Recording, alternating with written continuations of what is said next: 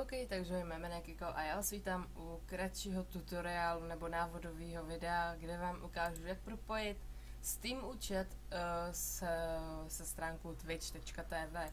Jelikož momentálně od 28. se hrajou turnaje, vlastně 4 dny se hrajou turnaje v CSGO kolem 2015 a spousta lidí se furt ptá, jestli můžu dostat drop, když koukají na stream na Twitchi a ne přes GoTV.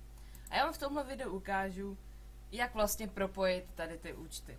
Takže otevřete si stránku twitch.tv a tady, když jste přihlášení, si kliknete na vlastně svůj profil, na tu šipku, dáte nastavení, tady kliknete na připojení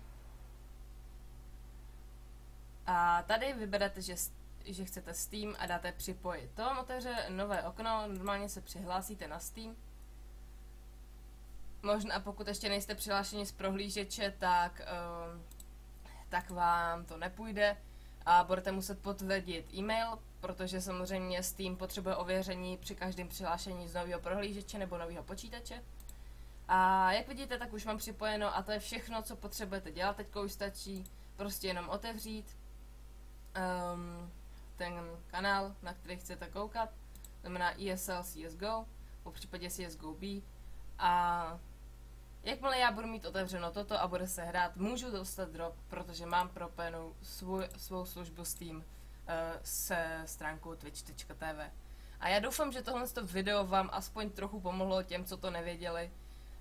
Pokud chcete, tak můžete dát odběr a můžete dát like, můžete napsat, kdyby vám něco nešlo nebo nebylo jasný. Já se s váma loučím a uvidíme se u dalšího videa. Takže ahoj.